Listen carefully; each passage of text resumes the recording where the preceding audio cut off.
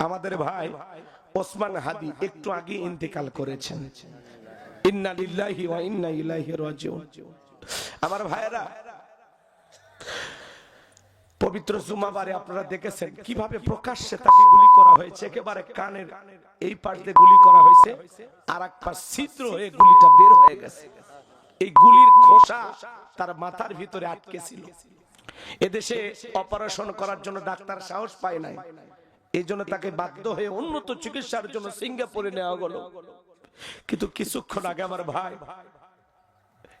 আল্লাহর ডাকে সারা দিয়ে আল্লাহর জিম্মায় চলে গেছে। আমার হাদি ভাইয়ের শাহাদতের পেয়ালা পান করার খুব স্বাদ ছিল। সে বলেছিল আমাদেরকে এইভাবে থামানো যাবে না, যতক্ষণ পর্যন্ত আমাদের গুলি না করা হবে ততক্ষণ পর্যন্ত আমাদেরকে থামানো যাবে না। আজকে আমার ভাই গুলি খেয়ে শাহাদত বরণ করলো। আল্লাহ ওসমান হাদি ভাইকে আপনি শাহাদতের উচ্চ মাকাম দান করুন, জোরে বলুন আমিন। সে বলতো 50 বছর বেঁচে থেকে কি করব, আমি রাজপথের লড়াকু সৈনিক, রাজপথে যদি আমার মৃত্যু হয় তাহলে মানুষ আমাকে মনে রাখবে, আমার মৃত্যুর মাধ্যমে যেন লক্ষ হাদির জন্ম হয়। এই জন্য বুকটা ফেটে যাচ্ছে, কথা বলার মতো অবস্থা নাই। চোখের সামনে এরকম তরতাজা একটা প্রাণ আমরা হারিয়ে ফেললাম। ওসমান হাদি ভাই বড় সাহসী, সত্যবাদী কণ্ঠ। ভারতের পরিকল্পনায়, বিগত ফ্যাসিস্ট জালেমদের পরিকল্পনায় খুব সূক্ষ্মভাবে কাছ থেকে বহুদিনের প্ল্যান তারা বাস্তবায়ন করে আমার ভাই ওসমান হাদিকে ওরা হত্যা করলো। আজকে তার কলিজার টুকরার সন্তানটা কাঁদে, তার স্ত্রী কাঁদে, তার ভাইয়েরা কাঁদে। সারা দেশের 20 কোটি মানুষের 40 কোটি চোখ ওসমান হাদির জন্য কাঁদে। কেমন জীবন সে গঠন করলো। আল্লাহ, কি বলে সান্ত্বনা দেব নিজেকে জানি না, কি বলে সান্ত্বনা দেব তার পরিবারকে আমরা জানি না। যে গুলি করলো বুক ফুলে বর্ডার দিয়ে ভারতে দাদা বাবুদের দেশে চলে গেল। প্রশাসন কি করলো, রাষ্ট্রের যারা দায়িত্বে আছে তারা কতটুকু দায়িত্ব পালন করলো, এটা কারা হত্যা করেছে, কেন হত্যা করেছে, এর বিচার বাংলাদেশে হওয়ার দরকার আছে না নাই? আমরা শোককে শক্তিতে পরিণত করব। আমাদের ভাইকে আমরা হারিয়েছি, আমাদের ভাইয়ের রক্ত রাজপথে পড়েছে। যেই রাজপথে ওসমান হাদির রক্ত পড়েছে, এই রাজপথে আবারও লক্ষ লক্ষ ওসমান হাদির জন্ম হবে। আর সেই ওসমান হাদিরা বাংলাদেশের এই গুণে ধরা ইনসাফপূর্ণ সমাজ কায়েম করার জন্য, বাংলাদেশের যে দুর্নীতি, এই দেশে যে কোরআন সুন্নাহর নিয়ম নীতি চালু নাই, এই দেশে যারা দুর্নীতি করতেছে, লুটপাট করতেছে, পরিকল্পনা করে যারা আমার ভাইকে হত্যা করেছে, এই হত্যার বদলে বাংলাদেশে নতুন কোটি কোটি হাতির জন্ম হবে, যারা আবারও প্রতিবাদ করবে। কথা বলেন ঠিক কিনা? যতদিন পর্যন্ত এই দেশে ইনসাফ কায়েম না হবে, ন্যায় বিচার কায়েম না হবে, মানুষের অধিকার প্রতিষ্ঠিত না হবে, ততদিন পর্যন্ত হাদিদের লড়াই চলবেই। কথা বলেন ঠিক কিনা? আমার ভাইকে আমরা হারিয়েছি। আল্লাহর কাছে দোয়া করি, আল্লাহ আমার ভাইকে আপনি জান্নাতের উচ্চ মাকাম দান করেন। একটু জোরে বলেন আমিন। ছেলেটা কি কোনো অপরাধ ছিল না, সত্য কথা বলতো। সে সব সময় বলতো যে ইনকিলাব জিন্দাবাদ, ইনকিলাব জিন্দাবাদ। আমরা এই দেশে আমরা ন্যায় বিচার কায়েম করব, ইনসাফ কায়েম করব, ইনসাফ। যে 54 বছরে আপনারা অনেক কিছু দেখেছেন, রাষ্ট্রের কেউ কিছুই পায় নাই। আগামীতে আমরা ক্ষমতায় গেলে ইনসাফ কায়েম করব। ওরা বুঝে ফেলেছে, পরিকল্পনা করে ছেলেটাকে হত্যা করেছে। কথা বলেন ঠিক কিনা?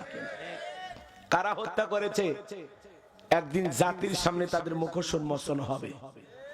আর যারা হত্যা করেছে মনে রাখবো, ওসমান হাদিকে যেভাবে হত্যা করেছো, মানুষ হত্যা করছো, একজন সাহসী কণ্ঠ যোদ্ধাকে হত্যা করেছো।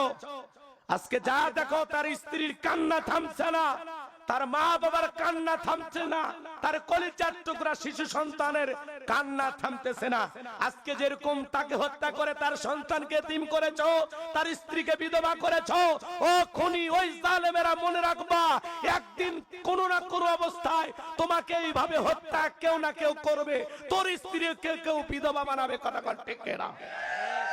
যারা হত্যা করছো পার পাইবা না, তোমাকেও কারো না কারো হাতে হত্যার শিকার হতেই হবে, 2 দিন আগে হোক আর পরে হোক। কথা বলে ঠিক কিনা? মনে রাখবা আল্লাহর বিচার দুনিয়াতে হবে, আল্লাহর বিচার আখেরাতে হবে। কথা বলে ঠিক কিনা? মানুষ মারো, মানুষ হত্যা করো, মানুষ হয়ে মানুষকে মারে যারা, এরা পশু, এরা জানোয়ার। কথা বলে ঠিক কিনা? যে হত্যা করেছো মনে করে না বাইসে গেছো, ভারতে থাকার যেখানে থাকো, কোনদিন আমরা শুনবো হয়তো বা মদ খাইয়া নিজের মাথায় নিজেই পিস্তল ঠেকায় মারা গেছে। কথা হচ্ছে না এরকম? আজকে কোটি কোটি মানুষকে কাদাইলা তোমরা, কিছুদিনের জন্য ভালো থাকতে পারবা, কোনদিন মাতলামি কইরা তোমার প্রতিপক্ষ তোমার গুলি করে, যার ইশারায় কোটি টাকা পাইয়া হাতিরে হত্যা করলা, বিদায় করলা। যে কোটি টাকা দিয়ে তোরে লালন পালন করছে আর 1 কোটি টাকা খরচ করে তোমার এবার হত্যা করবে, যাতে তাদের নাম তোমরা না বলে দিতে পারো। নাটক সিনেমার ঘটনা কেউ হার মানায়, এই হাদি হত্যাকাণ্ডের ঘটনা। কথা বলে ঠিক কিনা? কে মারলো, কারা মারলো, এখনো সত্য উন্মোচন হয়নি। প্রশাসন নাকি সরিষার তেল দিয়ে ঘুমাইতেছে, আর আমাদের মুরব্বী চাচা ইউনূস সাহেবকে কি বলবো, বয়স হয়ে গেছে। চোখের সামনে একটা তরুতাজা প্রাণ আপনি হারাইলেন। যারা জুলাই যুদ্ধ করে নেতৃত্ব দিয়া আপনারে ক্ষমতার চেয়ারে বসাইলো, আজকে তাদেরই জানমালের নিরাপত্তা আপনি দিতে পারতেছেন না। আপনার খুব তাড়াতাড়ি পদত্যাগ করা উচিত। কথা বল না কেন? আর না হলে বিচার করে দেখান, ওই সমস্ত হত্যাকারীদেরকে ধরে গ্রেফতার করে দৃষ্টান্তমূলক শাস্তি দিয়ে দেখান, আপনি আপনার ঋণটা শোধ করে যান। কথা কন? যারা তোমারে ক্ষমতার চেয়ারে বসাইছে আজকে তাদের জীবনের নিরাপত্তা নাই, কোটি কোটি টাকা দিয়ে প্ল্যান করা হচ্ছে, এরপরে টার্গেট কি? কথা কন? হাসনাত আব্দুল্লাহ নিজে বলতেছে আমারও টার্গেট করা হচ্ছে, সার্জিস আলম এদেরকেও টার্গেট করা হচ্ছে। মনে রাখবেন বাজান, এই দেশে যারা এরকম জুলুম করতেছে, অত্যাচার করতেছে, এই জালেমদের জায়গায় পৃথিবীর ভূখণ্ডে হবে না। কথা বল ঠিক কিনা? একদিন সুদিন ফিরে আসবে ইনশাআল্লাহ। চলেন বাজানো গো আমার, ব্যথা ভরা হৃদয় নিয়ে আমার কণ্ঠের সাথে কণ্ঠ মিলাইয়া সবাই একটু তিলাওয়াত করুন। ইন্না আ'তাইনাকাল কাউসার ফাসাল্লি লিরাব্বিকা ওয়ানহার ইন্না শানিয়াকা হুয়াল আবতার। আল্লাহু আকবার। যে কোন আয়াত বা সূরা তাফসীর করতে হলে কোন প্রেক্ষাপটে কোন সময় আল্লাহ তাআলা সেই আয়াতটি বা সূরাটি নাজিল করেছেন, সেই নাজিলের প্রেক্ষাপট জানার দরকার আছে না? আরবিতে বলা হয় শানে নজুল। যদি শানে নজুল আলোচনা করা হয় তাহলে তাফসীর বুঝতে সহজ হয়। তাহলে সূরা কাউসার আল্লাহর হাবিবের উপরে কোন প্রেক্ষাপটে কোন সময় নাজিল হয়েছে একটু জানার দরকার আছে। আমি কি বলবো নাকি ঘুমাইছেন বাজান? কষ্ট পাইছেন? আমার কথা কি বিরক্ত হইলেন? বিশ্বাস করেন বাজান, হৃদয়টা ফেটে যাচ্ছে। ওই হাদি কারো না কারো ভাই। কথা বলে খারাপ লাগতেছে না? তরুতাজা প্রাণ। অন্য নেতারা নির্বাচনে প্রচার করতে গেলে নিজের পকেটের টাকা খরচ হয়, আর এই ছেলেটা নির্বাচনে প্রচার করতে গিয়ে জনগণ টাকা দেয়। কয়েকদিনে নির্বাচনের প্রচার করতে গিয়া 21,24,000 টাকা পাইছে। 21,24,000 টাকা। রিক্সাওয়ালা টাকা তুলে দেয়, কাঁচামালের দোকানদারও টাকা দেয়, বাবা 200 দিলাম রাখো, 50 দিলাম রাখো। চায়ের দোকানদার 1000 টাকা দেয়। কথা বলে টাকা। ওরা বুঝতে পারছে যে এরকম যেভাবে মানুষ ভালোবাসতেছে, তার নির্বাচনের পোস্টার ব্যানার প্রচার করার জন্য জনগণ টাকা দিচ্ছে যে তুমি নেতা হও, তোমার মতো ছেলে দরকার।